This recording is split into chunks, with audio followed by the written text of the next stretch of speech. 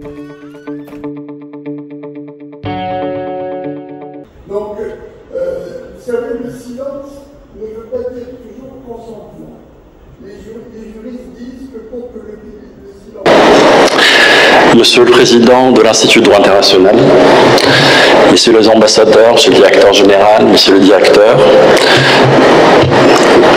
Messieurs les membres de l'Institut de droit international, professeurs d'excellence, Mesdames et Messieurs, c'est un honneur et une joie de vous recevoir au ministère des Affaires étrangères. Un honneur parce que votre présence dans cette maison célèbre ce que le droit international a de meilleur, des esprits éclairés, engagés pour faire avancer l'ordre juridique international. Une joie car ces moments sont précieux pour nous, diplomates et responsables. Ils nous permettent de prendre du recul sur l'action publique et de transcender l'immédiateté des agendas. C'est pourquoi nous avons tenu à ce que les représentants des départements en relation avec la mer soient avec nous aujourd'hui, et je les salue. Mon propos aujourd'hui ne sera pas celui d'un technicien du droit. Je souhaite contribuer modestement à cet échange en offrant une perspective, celle d'un responsable politique qui doit conjuguer l'impératif de la souveraineté et de l'intérêt national avec les contraintes et les opportunités du droit. Mais permettez-moi, avant d'entrer dans le vif du sujet, quelques remerciements et hommages. Je veux remercier d'abord le professeur Bennouna, sans qui cette rencontre n'aurait pas été possible. Je veux saluer les juristes marocains et les membres de l'Institut ici présents. Certains d'entre vous ont contribué à la rédaction de textes fondateurs, d'autres ont façonné des législations et des jurisprudences, d'autres encore ont formé des générations entières de juristes.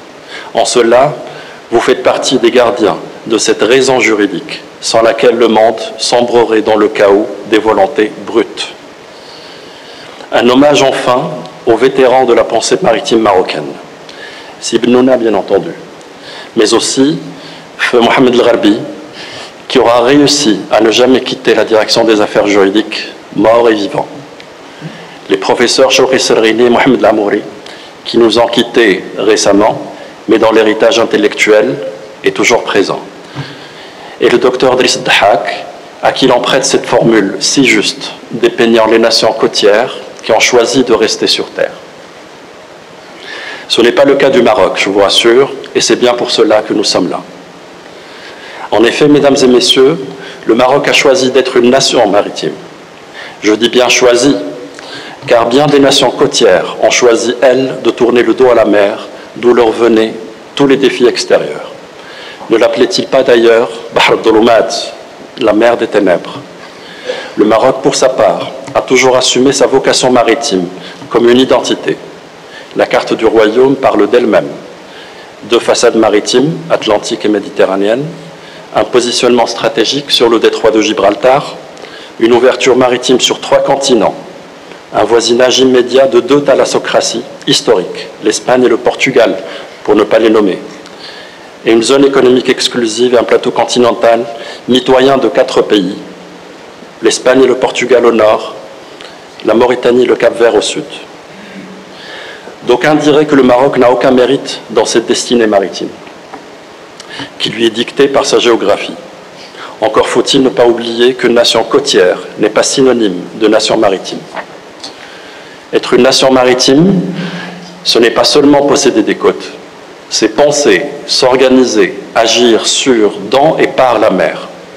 C'est l'intégrer dans sa vision géopolitique du monde. C'est ce que le Maroc a fait tout le long de son histoire millénaire, et encore plus sous le règne de Sa Majesté le roi Mohamed VI, que Dieu l'assiste. Si l'on remonte à l'indépendance seulement, l'on observera que très vite, le Maroc s'approprie ses espaces maritimes comme un attribut de sa souveraineté retrouvée. En 1960, il crée la Marine royale. En 1969, l'Office national des pêches est mis en place pour fructifier l'espace maritime. En 1973, le Maroc établit formellement ses eaux territoriales et décrète ce qu'on appelait à l'époque une zone de pêche exclusive. En 1975, il fixe ses lignes de base et en 1981, c'est la zone économique exclusive qui est déclarée. En 1992, enfin, on retrouve la première appropriation légale du plateau continental et son sous-sol. Ce processus, qui peut sembler tardif pour un État dont l'histoire maritime est ancienne est en réalité synchrone avec la chronologie mondiale. Les décennies 70 et 80 ont été celles de l'appropriation moderne des espaces maritimes. Le Maroc a, pour ainsi dire, pris la vague de la 3e conférence des Nations Unies sur le droit de la mer, qui a codifié les règles applicables aux espaces maritimes entre 1973 et 1982. Le nexus droit de la mer-diplomatie s'en est retrouvé affirmé et consacré. C'est dans ce sillage que le dossier d'extension du plateau continental au-delà des 200 000 marins a été engagé. Pour marquer les 20 ans de la ratification de la Convention de Montego Bay, le Maroc a déposé en 2017 son information préliminaire auprès de la Commission des limites du plateau continental. Plus qu'un exercice technique, ce fut un acte politique majeur qui allie science, droit et défense des fondamentaux nationaux. En 2020, le Maroc a fait un pas supplémentaire en adoptant 2 lois importantes qui ont mis à jour les lignes de base et les espaces qui en dépendent dans leur calcul. La loi 37-17 sur les délimitations des eaux territoriales et la loi 38-17 sur la zone économique exclusive. Ces lois font suite à une stratégie d'ensemble visant à mettre à jour notre législation nationale et à clarifier et à sécuriser nos frontières maritimes en pleine conformité avec la Convention de 82. Mesdames et messieurs, la pratique opérationnelle que je viens de décrire de manière linéaire dessine en creux une série de constantes qui forment le fil d'Ariane de la doctrine marocaine. La première de ces constantes, c'est l'intégrité territoriale. Le Maroc applique en mer le même principe d'unité nationale qu'à terre. En particulier, les espaces maritimes adjacents aux provinces du Sud voient s'appliquer la pleine juridiction du Royaume, dans le respect du droit international. Le légalisme ensuite. Le Maroc a toujours conçu le droit de la mer non comme une contrainte, mais comme un instrument d'équilibre et de légitimité. Ceci se traduit par la volonté constante d'inscrire ces décisions dans le cadre de la Convention de 82 et par le refus de toute démarche qui serait contraire à celle-ci. En d'autres termes, la légalité n'est pas un ornement, c'est un mode de la souveraineté, pour paraphraser Spinoza. Le corollaire de cela est le refus de l'unilatéralisme. Notre doctrine est que la délimitation maritime ne peut s'accommoder des faits accomplis. Chaque fois que nous en avons rencontré, nous avons réagi officiellement et fermement, par des positions calées au millimètre sur le droit de la mer. La 4e et dernière constante, c'est l'attachement au dialogue. La délimitation doit résulter d'un dialogue direct, serein et constructif. Les limites maritimes sont les seules frontières conçues pour être une ouverture. L'on ne peut concevoir une frontière maritime fermée, un Zouchbral en mer. Cela est rendu impossible par le principe même du droit de passage inoffensif. La délimitation maritime avec l'Espagne illustre bien, en Méditerranée comme en Atlantique, l'esprit qui sous-tend ces constantes. Les questions liées aux espaces maritimes sont abordées dans une logique de bon voisinage, de transparence et d'intérêt mutuel. La coopération maritime est le reflet d'une réalité politique plus profonde, la maturité du partenariat stratégique entre le Maroc et l'Espagne. Elle transcende les questions de délimitation pour embrasser les grands enjeux maritimes communs. Ceci démontre que lorsque 2 voisins choisissent la voie du dialogue, la mer cesse d'être une ligne de séparation pour devenir un trait d'union. Mesdames et messieurs, le droit de la mer, et vous ne le savez que trop bien, ne se résume pas à la délimitation. Son ambition est de favoriser le développement, de construire des espaces de coopération et de préserver l'environnement marin. Cette philosophie recoupe la vision maritime déployée par Sa Majesté le Roi, notamment dans son discours à l'occasion du 48e anniversaire de la Marche verte en 2023. Ce discours dans lequel le souverain a tracé les contours d'une vision géostratégique où la vocation maritime du Maroc est érigée en pilier central de son développement et de son rayonnement continental. En appelant à une mise en valeur nationale de l'espace maritime et en envisageant cet espace comme un pôle d'intégration, le souverain a inscrit la destinée maritime du Maroc dans une dynamique de développement largement tournée vers l'Afrique. La vision royale consacre ainsi la mer comme un vecteur essentiel de prospérité nationale, un lien continental et de défense de la souveraineté.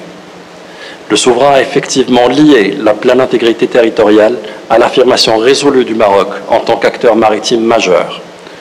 Cette vision dépasse la simple logique de souveraineté pour embrasser une perspective de communion économique et humaine à travers la mer, avec l'Afrique et l'Europe notamment. Sur le plan interne, cela s'est traduit par l'impulsion donnée à l'économie bleue, par l'accent mis sur le développement portuaire, notamment Tanger-Med, qui est aujourd'hui l'un des plus importants de Méditerranée et d'Afrique, et bientôt Dakhla Atlantique, qui a vocation à être un port hub pour l'Afrique et sur l'Afrique.